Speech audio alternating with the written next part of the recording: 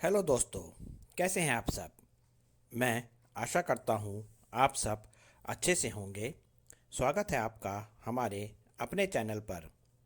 नई नई cross dressing कहानियाँ देखने के लिए आप हमारे चैनल के साथ जुड़े रहिए और कहानी पर लाइक और कमेंट करके हमें अपना समर्थन देते रहिए। इसके साथ साथ चैनल को सब्सक्राइब भी ज़रूर कीजिए।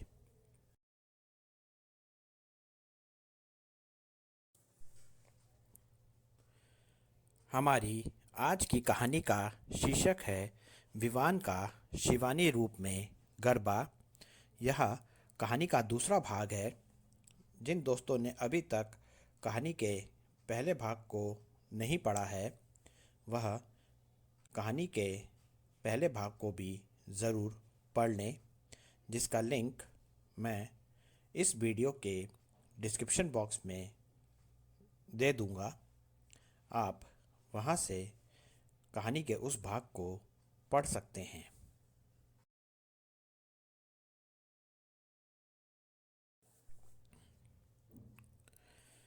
आज की कहानी शुरू करने से पहले मैं आपके सवाल का जवाब देना चाहता हूँ। आप में से बहुत दोस्तों ने मेरे से एक सवाल किया है कि उन्हें कहानी के अलग अलग भागों को चैनल में ढूंढने में परेशानी होती है। इसलिए मैं आप सबको बताना चाहता हूँ कि मैं वीडियो के डिस्क्रिप्शन बॉक्स में कहानी के सभी भागों का लिंक देता हूँ। आप वीडियो का डिस्क्रिप्शन बॉक्स खोलकर वहाँ से कहानी के सारे भागों के लिंक पर क्लिक करके कहानी के सभी भागों को पढ़ सकते हैं।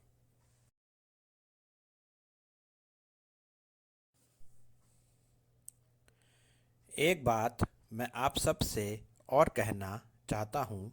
अब से मैं एक कहानी को पहले पूरा किया करूँगा। इससे आपके लिए भी सुविधा रहेगी। एक कहानी के सारे भाग एक के बाद एक आएंगे और उस कहानी के पूरा हो जाने के बाद आपको नई कहानी देखने को मिलेगी।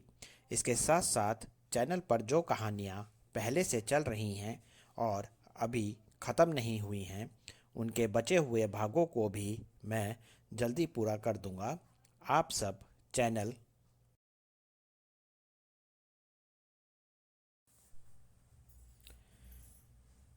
को अपना प्यार देते रहिए। मैं आपको क्रॉस ड्रेसिंग के हर विषय पर कहानी देने की पूरी कोशिश करूंगा।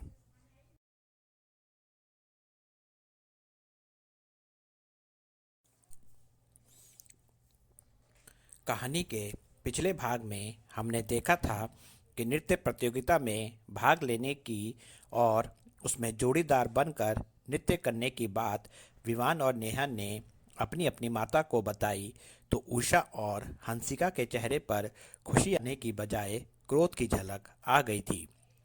उषा और हंसिका ने विवान और नेहा से प्रतियोगिता से नाम वापस लेने को कह दिया। अब यहाँ से आगे की कहानी देखते हैं।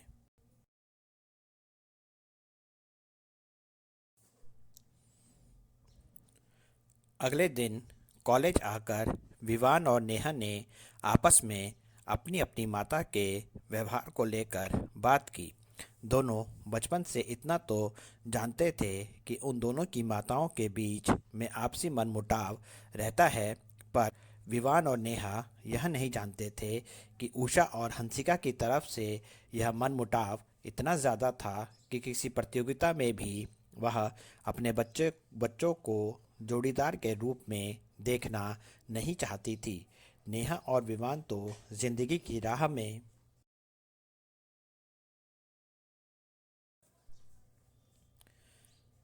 हमसफ़र बनने का फैसला ले चुके थे। उनके इस रिश्ते को उषा और हंसिका कैसे सहन करेंगी, इस बात को लेकर नेहा और विवान दोनों बहुत चिंतित थे।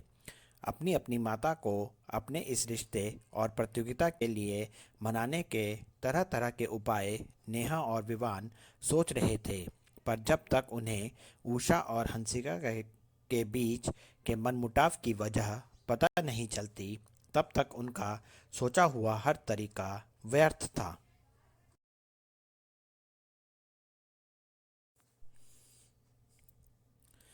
नेहा और विवान ने तय किया कि वह दोनों अपने अपने तरीके से उषा और हंसिका के बीच हुए मनमुटाव का कारण जानेंगे और फिर मिलकर उस समस्या का हल ढूंढेंगे। कॉलेज से घर आकर विवान हंसिका के पास गया और नेहा उषा के पास। बच्चों के पूछने पर उषा और हंसिका कुछ भी बताने को तैयार नहीं थीं, पर जब बच्चों ने उनकी ममता का वास्ता उन्हें दिया तो हंसिका ने विवान और उषा ने नेहा को अपने बीच हुए मनमुटाव का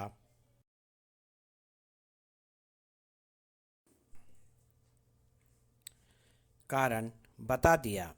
हंसिका ने नृत्य प्रतियोगिता में जीते हुए पुरस्कार विवान को दिखाए तो उषा ने नेहा को उसकी और हंसिका की साथ में नृत्य करते हुए बहुत सी सुंदर सुंदर तस्वीर दिखाई। विवान और नेहा ने उषा और हंसिका को पिछली सारी बातों को भुलाकर जिंदगी में एक नई शुरुआत करने को कहा। उषा और हंसिका ने बच्चों की बात न मानकर दोनों ने उनसे कहा कि वह नेहा और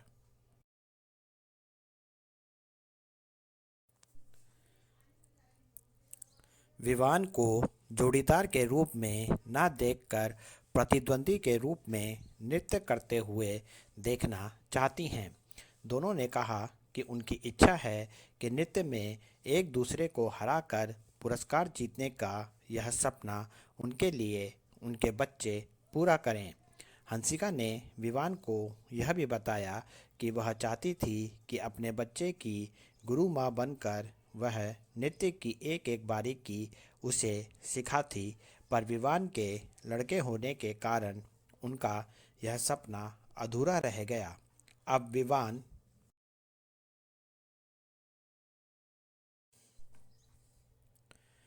और नेहा को उषा और हंसिका के बीच उपजी मनमुटाव की जड़ मिल गई थी और उन दोनों ने आपस में यह तय किया कि हंसिका और उषा के बीच आई मनमुटाव की इस जड़ को वह अब उखाड़ फेंकेंगे। इसका एक ही तरीका उनकी समझ में आया और वह तरीका था नेहा और विवान का जोड़ीदार के रूप में नृत्य न करके प्रतिद्वंदी के रूप में नृत्य करना। नेहा और विवान का यह कदम सिर्फ नृत्य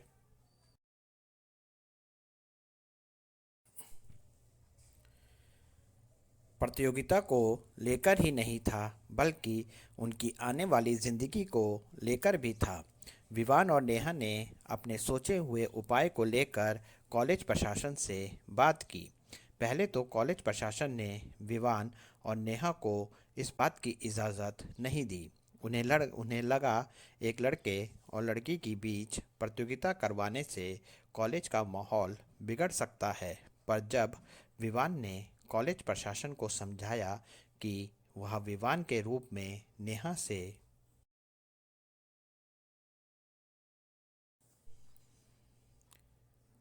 प्रतियोगिता नहीं करेगा, बल्कि नेहा की तरह ही एक लड़की का रूप बनाकर यह नृत्य करेगा, तो कॉलेज प्रशासन को यह एक अलग तरह का विचार लगा और आपसी सहमति बनाकर उन्होंने विवान और नेहा को इसकी इजाज़त दे दी। विवान और नेहा ने सोच रखा था कि ऐसे एक दूसरे के विरोधी बनकर वह हंसिका और उषा के बीच के मनमुटाव को दूर कर देंगे। कॉलेज प्रशासन ने विवान से उसके इस अनोखे फैसले के पीछे का कारण पूछा तो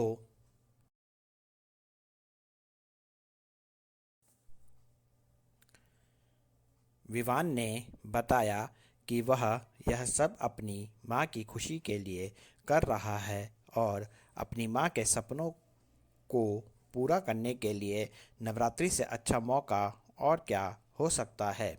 उसने कहा कि नवरात्रि का त्यौहार भी हम माँ भगवती को खुश करने के लिए मनाते हैं और इस नृत्य प्रतियोगिता को जीतकर मैं अपनी माँ को खुश करूँगा। एक लड़के के लिए लड़की बनकर सबके सामने नृत्य करने के लिए हिम्मत की आवश्यकता थी और विवान यह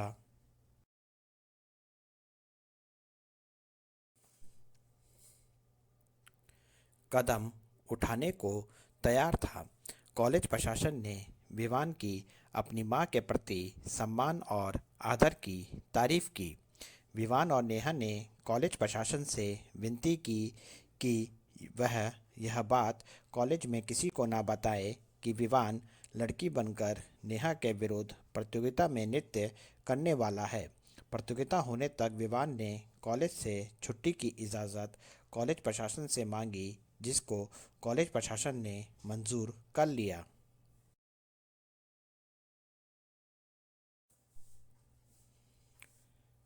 कॉलेज से घर आकर विवान ने यह बात हंसिका को और नेहा ने उषा को बताई। नेहा ने विवान की तारीफ करते हुए यह बात उषा को बताई, जिसे सुनकर उषा ने विवान की तारीफ की। अपने मन ही मन में उषा बहुत खुश थी।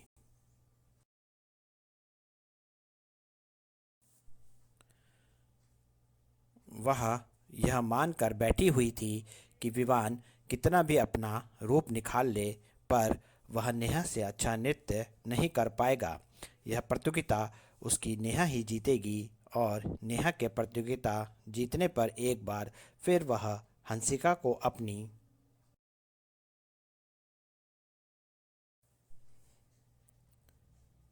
बिटिया के जरिए प्रतियोगिता में हरा देगी।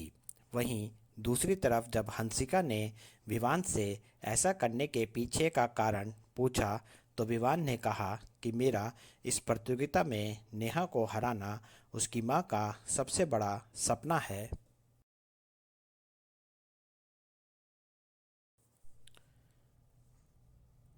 और वह अपनी माता का हर सपना ज़रूर पूरा करेगा, फिर चाहे उसके लिए उसे कुछ भी करना पड़े, वह ज़रूर करेगा।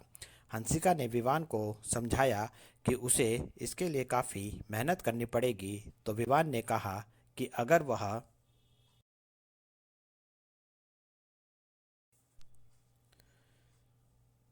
सच में अपनी माँ की बिटिया होती तो तब भी उनका यह सपना पूरा करती। इसलिए वह कुछ दिन अपने बेटे को अपनी बिटिया समझ लें। विवान ने यह बात हंसिका से बहुत आत्मविश्वास के साथ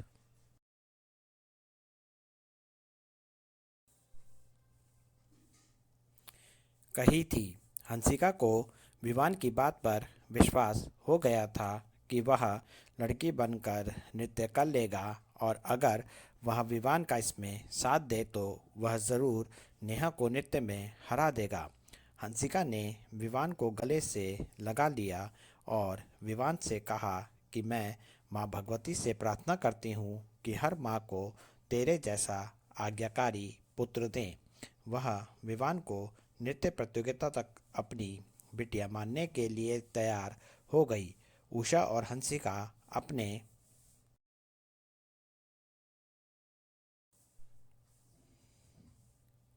अपने मन में खुश थीं। उषा और हंसिका एक बार फिर से ऐसा महसूस करने लगी थी जैसे वह दोनों अपने उसी उम्र में वापस चली गई हों, जहां दोनों एक दूसरे की विरोधी थी। उन्हें ऐसा लग रहा था जैसे यह नृत्य प्रतियोगिता उनके बच्चों के बीच न होकर उनके बीच हो रही हो। उषा और हंसिका अपना सारा अनुभव जो उनके नृत्य ज्ञान को लेकर था, अपने बच्चों को सिखा देना चाहती थीं।